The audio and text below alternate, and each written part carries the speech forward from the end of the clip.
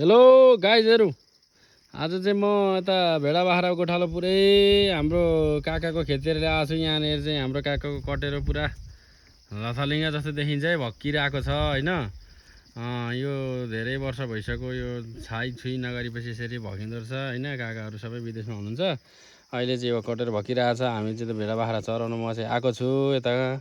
आज चाहिँ कसैको गाई गोरु ल्याएको रहेछ, नभए यहाँ सधैँभरि यहाँ 4-5 घरको गाई गोरु हुन्थे। यहाँ पहिले चाहिँ हामी भेडा बाख्रा हिउँदा चराउन म आउँथेँ, सानैदेखिको भेडा बाख्रा चराउने चाहिँ हो ठ्याक्कै यहाँनिर काकाहरूको। यहाँनिर पहिले एउटा सेउलाको गोठहरू हुन्थ्यो क्या, यहाँ गाई गोरु हुँदा खेत मल्लको लागि ल्याउनु त काकाहरूले। यही भेडाको नेरी नै हुन्थ्यो होला। अनि टक्क यहाँनिर दिउँसो म गोठा लाउँथेँ, अनि सानै थिएँ। अनि काकाहरूको यहाँनिर गोठ भइसकेपछि काकाहरू यहाँ सुत्ने बस्ने त्यो चाहिँ पछि बनाएको। यो चाहिँ यहाँनिर चाहिँ पुरा सेउला गोठ वरिपरि बनाएर यहाँ यही गरेपछि भैँसी गाई गोरु सबै बान्नुहुन्थ्यो। अनि टक्क दिउँसो भोक लाग्थ्यो, अनि टक्क अनि पहिले त्यो पहेँलो मकैको भातसँगले चट्ट मोहिरो भात मजाले दिउँसो खाएर अनि म भेडा बाख्रा लिएर घर जान्थेँ। अनि अहिले हाम्रो काकाहरू सबैजना मलेसियातिर कोही कतातिर हुनुहुन्छ।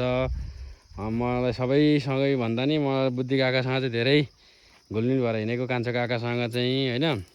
हाम्रो काइला काकासँग नि त्यत्रो हिँड्न त हिँड्यो, तर त्यसरी यहाँ गोठमा बसेर खाएर चाहिँ हिँडिएन। खासमा यो विगतहरू धेरै छन् क्या यहाँनिर। अब यहाँ धेरै मान्छे लगभग यो कटेरामा यहाँ खेतमा आउने साथीभाइहरू, काकाहरूका साथीभाइहरू टन्नै हुनुहुन्थ्यो। अब गाउँका दाइहरू सबैजना 12-13 जना जति साथीभाइहरू हुन्थे। यो काकाहरूको खेत चाहिँ सबै यतापट्टि यो त्यहाँ सबै भएको सबै काकाको खेत हो। यहाँ माथिसम्म छ, यहाँनिर माथिसम्म छ, यता सबै यो खेतै खेत हो, सबै सिलाउने घारी छ होइन। अनि ठ्याक्कै उयो डाँडो पनि यतापट्टि आधी यता पनि पर्छ। यो गहिरो त्यता सबै माथिसम्म हो। उहाँ पारिपट्टि देखेको डाँडोदेखि तल बाँसघारीसम्म खेतै छ त्यो काकाहरूको। टन्नै छ खेत चाहिँ यहाँनिर। अब पहिले अब नगे अब काकाहरूको परिवार पनि ठुलै हो, लगभग यहाँ छ काकाको खेत। उता टिन लगाएदेखि मुनतिर पनि छ काकाको खेत। अनि यता पर टारियाउँ मुनि पनि छ।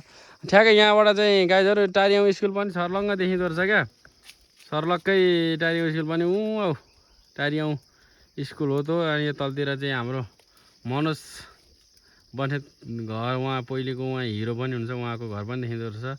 अहिले उहाँ कता पोलियन हुन्छ कि पुर्सिकल हुन्छ त्यो चाहिँ थाहा भएन, कन्ट्याक्ट छैन। तर सानामा चाहिँ अब राम्रोसँगले चिनजान थियो। अब अहिले त अब उहाँहरू विदेशतिरै हुनुहुन्छ, उहाँहरूले बिर्सिनु पर्ने होला सायद।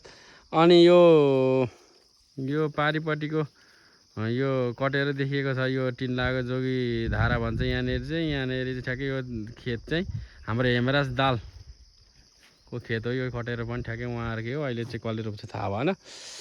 ठिकै छ गाइजहरू, यतापट्टि चाहिँ टक्कसँगले यो खेतहरू चाहिँ पुरा सबै बाँधिएको छ है। म पनि यता बाख्रा गोठालो भेडा गोठालो अब दिनै पछि काम पेसै यही हो गाइजहरू। मेरो पेसा घाम छ यस्तो साह्रो, चट्टै पोल्ने कानको जरी फुट्ने गरी घाम लागेको छ। र पनि अब गोठालो हिँड्नुपर्छ। जम्मै 4 भेडा छन्, 5वटा बाख्रा छन्। यति लिएर आउने हो। पहिले अब 50-60वटा भेडा बाख्रा लिएर यही ठाउँमा आइदियो भने अहिले 4-5वटा अब परिवर्तन भएको हो कि पाल्नलाई नसकेको हो कि समस्या छ गाइजहरू। अब त्यही भएर अब यहाँ गोठ थियो पहिले, टक्क बसेर शीतल बसेर टक्क बस्ने। अहिले गोठको हालत पनि यस्तो छ, पानी पर्दाखेरि नि पनि अब बस्ने ठाउँ छैन होइन, यस्तै छ। अनि यो खेत पनि अब अहिले धेरै धान फल्ने खेत, एकदम पानी भएको, सिम भएको। यता परतिर मोल चिसो पानी छ यहाँनिर। यो परतिर पनि कुवा छ एउटा, त्यो कुवा पनि देखाउँला गाइजहरू भोलि पर्सि होइन। यस्तै छ गाउँघरको हालत, यस्तै हो गाइजहरू।